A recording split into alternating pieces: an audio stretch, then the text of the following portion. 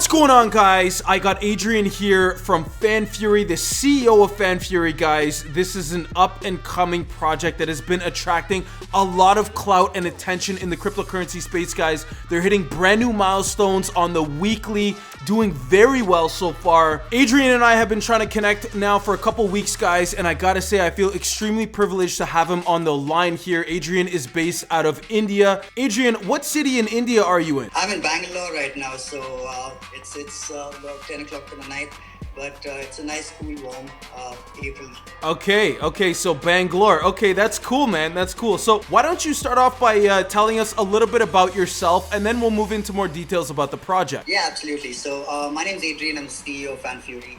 I've actually got a background in product design. I come with about 10 years of experience. I've been designing for like various NGOs. I've worked with the bigger companies. My last sort of engagement was with one of the big four, working on financial services. And really speaking, that's where my introduction to the crypto space came. Working on sort of what's the new sort of trend coming into the market, and blockchain sort of caught my eye. Went through a couple of conferences, and then hit Luna, started trading, got wrecked, and started building after I got wrecked, to be honest. And then here we are, actually, as they say.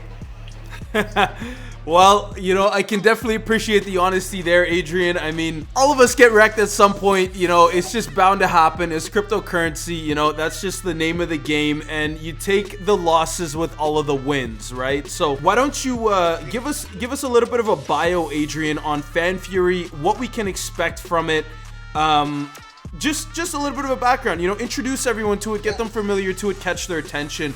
What do you want to say to them about it? Absolutely, yeah. So Fanfury is a very, very traditional fantasy sports app. To be honest, we've actually kept it that way. Seeing as how we want to make sure that the audience that we're capturing is the traditional crowd. So we're a fantasy sports platform. We do daily fantasy sports, and we essentially follow a player versus player and a large contest pool model.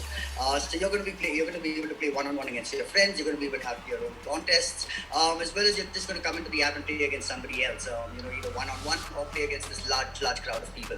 And we're going to be doing 5 different sports. We're starting with soccer, football, and then essentially going to move on to cricket and the 3 North American sports. We are going to move past that eventually, but this is really speaking what we're going to start with. Nice. Yeah, definitely sounds interesting. I love fantasy sports myself, man. Definitely a good time.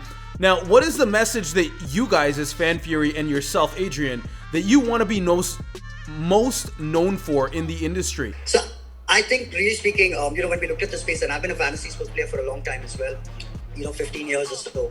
And really speaking, a couple of things that we've noticed is, one is obviously the space is really, just a bunch of players, right? You've got like 5 or 6 different players that control the market, and it's a bludgeoning market. It's $1 trillion market, really, to be honest. And when we looked at the space, it's very, very, very, bunched up. You've got 3 or 4 different companies that, really speaking, control the entire narrative. One of the things that we wanted to do was sort of attack that cluster, right? There's a huge amount of profits that are coming from us, the players, to be honest, and there's a huge opportunity for us in the blockchain world to be able to drive a community-based approach to not just ownership but profit sharing as well. So when we really saw that opportunity, the thing then became for us, the other problems that existed in the industry as well. Problems around data manipulation, problems around censorship, problems around government control. There are tons and tons of issues that the fantasy sports industry faces, but really speaking, we wanted to tackle 3 main issues. One was obviously the monopoly. 2 was the data centralization model itself, and 3 was really speaking when it came to the ownership of the profits themselves. These are massive profits that are going into the hands of a very select crowd. So we felt that one of the ways that we can democratize this was essentially building fantasy sports on the blockchain, and we've chosen to build really on the Terra ecosystem for multiple reasons. Couple of which have been the downfall of most of the other fantasy sports platform that we've seen, really speaking, and couple of things that we want to make sure that we tackle really are apart from just the data side of things is really speaking in terms of the distribution and the players themselves, getting the sort of product into the hands of these people who are really speaking going to be benefiting from it the most.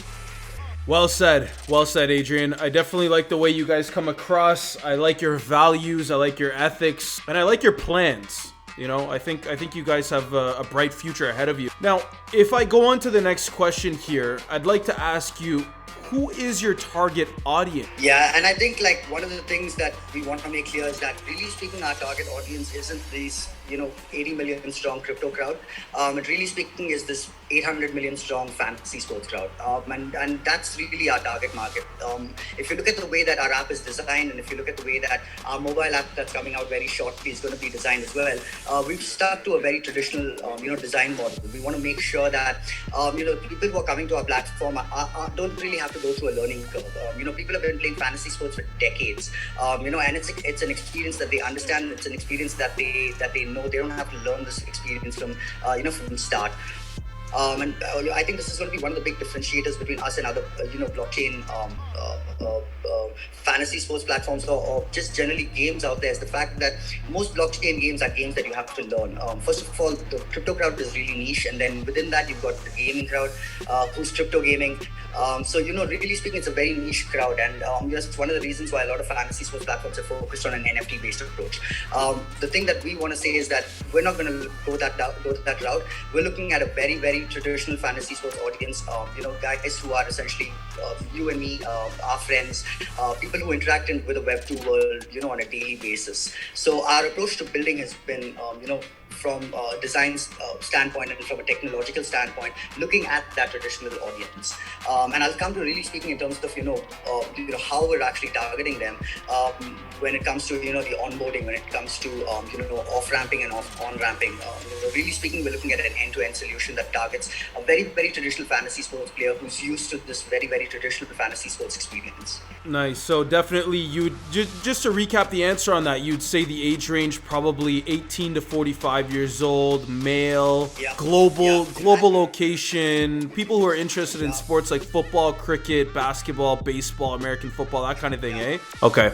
Absolutely, because like if you look at the fantasy sports crowd in the United States itself, you've got huge audiences just dedicated to the fantasy sports world. They get a day off in the year where they have the NFL draft, and they have these huge fantasy sports parties that go on along with the NFL draft that are essentially giving people the opportunity to sit and pick out their teams. That's how big it is in the US. And I don't have to tell you, India's got a fantasy sports audience on one single platform of 130 million. These are not guys taking part in like the cricket side of things, as you would think.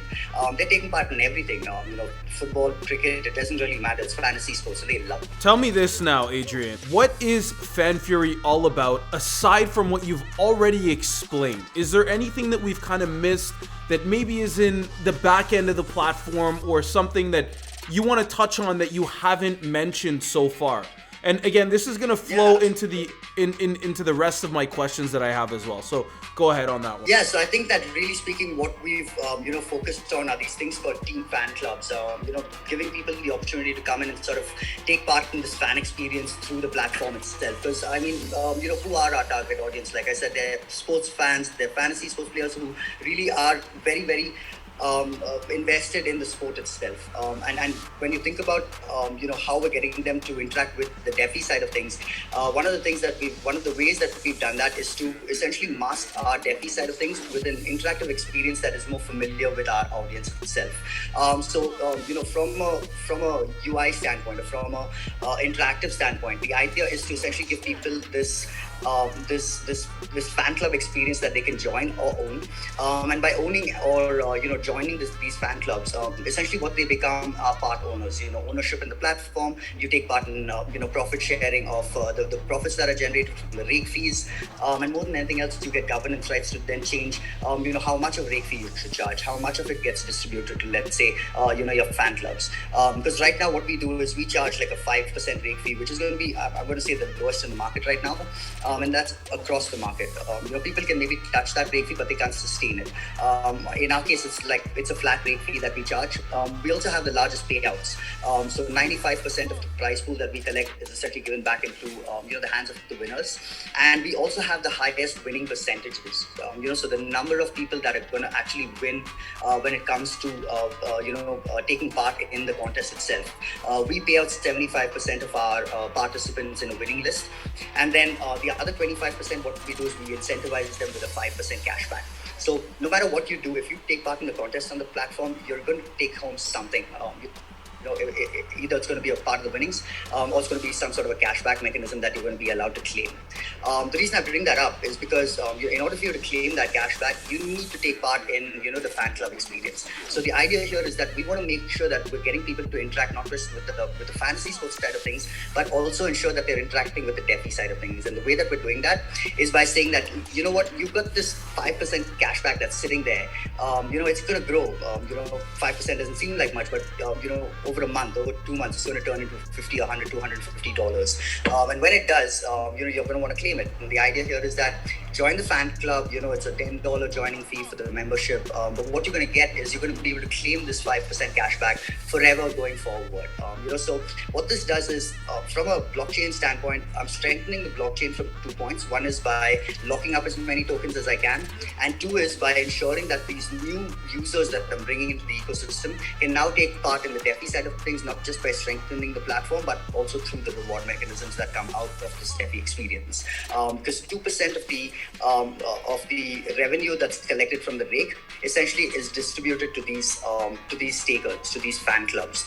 There's a gamified approach that we'll get into later, but really what we have to understand is 2% of what the platform, the 40% more of what the platform makes, is going back into the hands of these fan clubs, the true owners of the platform, the people who are really speaking coming in and taking part in this ownership and membership experience. Very well said, Adrian. Yeah, definitely water up there, because I know that was a mouthful to explain, I could imagine. Yeah. Okay, so my next question here.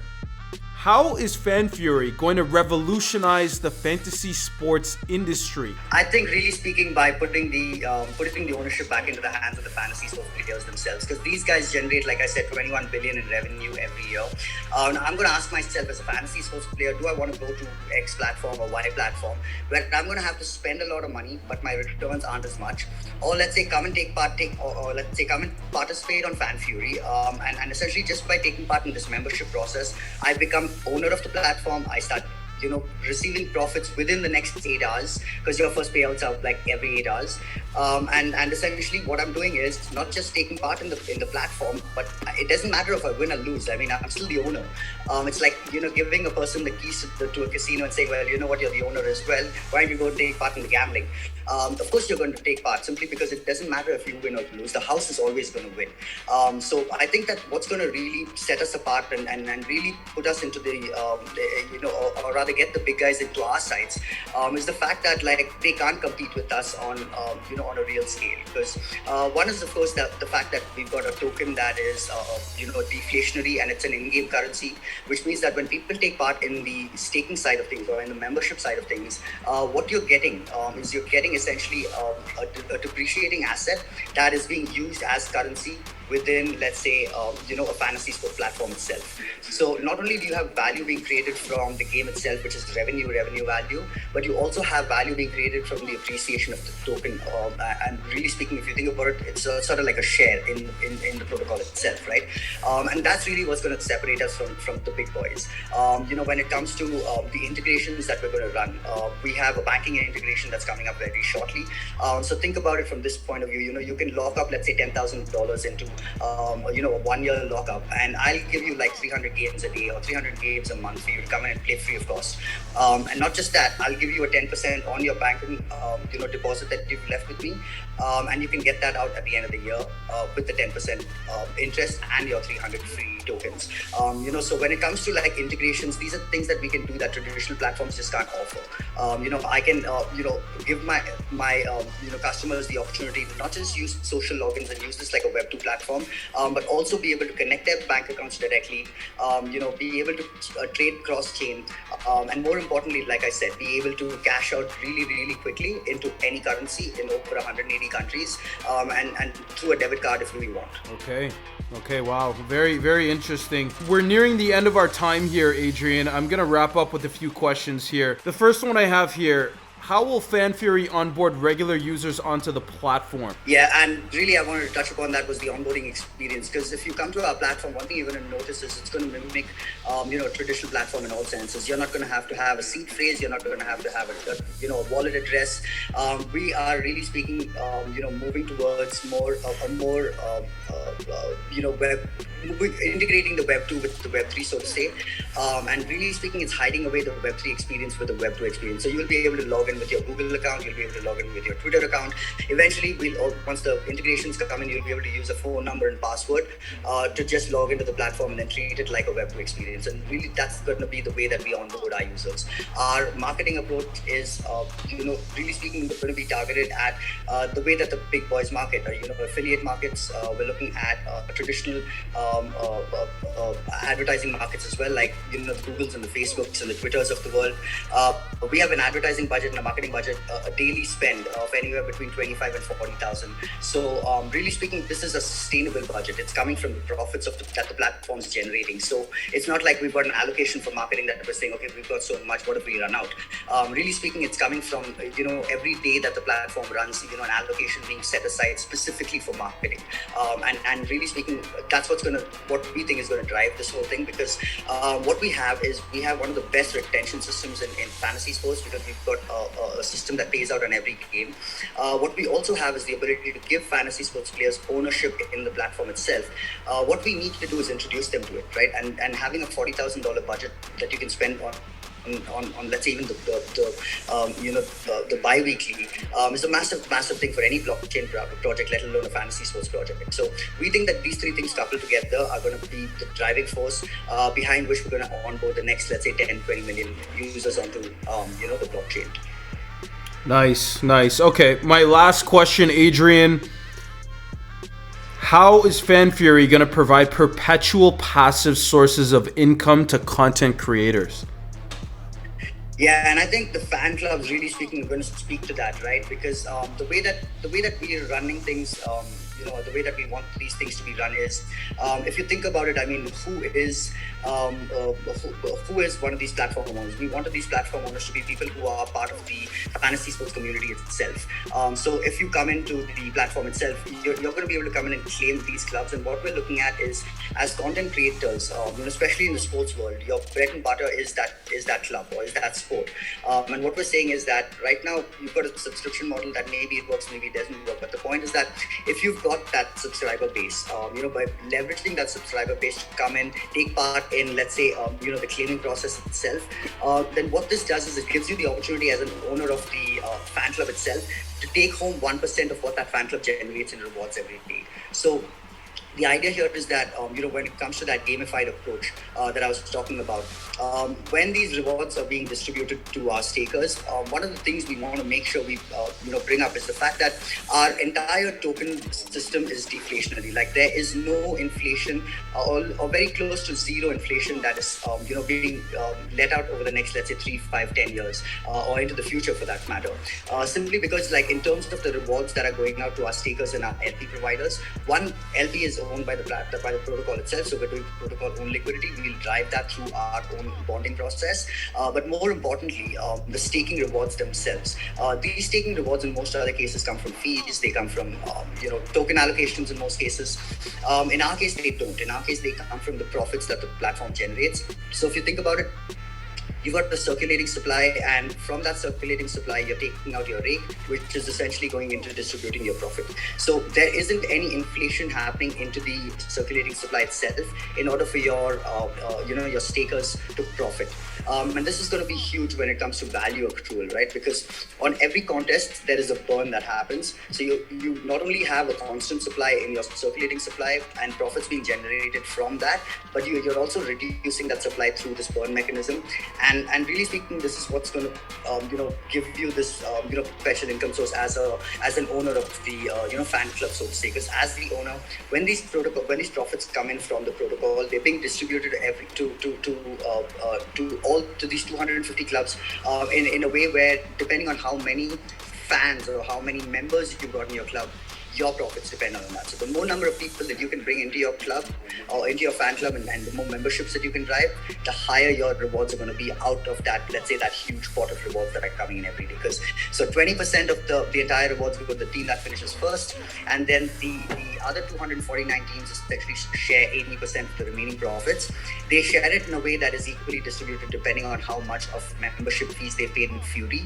And the owners of these clubs individually essentially take home 1% of whatever your fan club generates. So let's say I own Arsenal Fan Club, and Arsenal Fan Club has taken home, let's say, 3 million Fury this month.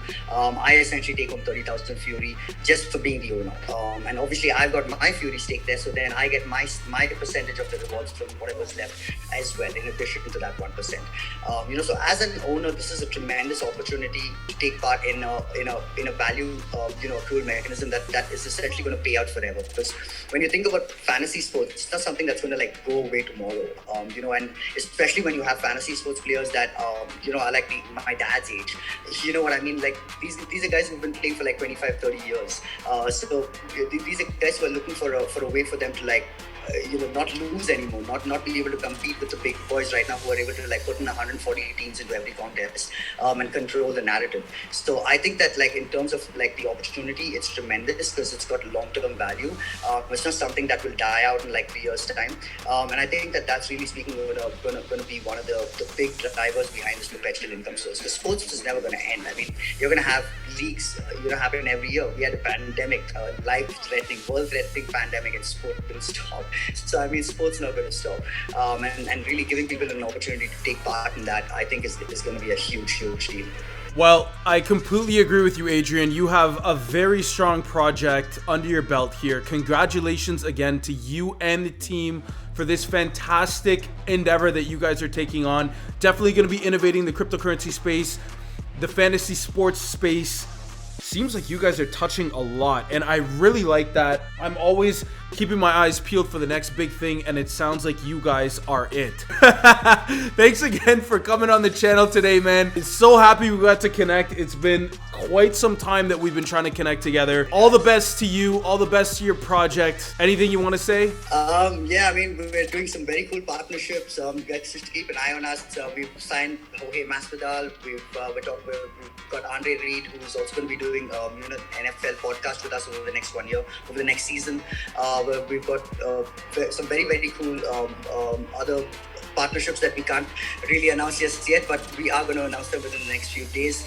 We're going to have a football and a basketball podcast go live within the next couple of weeks as well, with some very, very interesting people. So I'd say shout out, just keep an eye on us. We've got gameplay going live in 2 days time, so come and participate. There's some very, very interesting matches happening this weekend. We've got Newcastle and Liverpool, so come take part in the contests that are happening. We're live on Saturday morning, so you can come in and take part in the contest from Saturday morning onwards on Saturdays and Sundays games. That's awesome, Adrian. That's awesome. Thank you again so much for your time, man, and take care. You too. Thanks for having me, Professor. I appreciate it. Take care, brother. Take care. Bye-bye.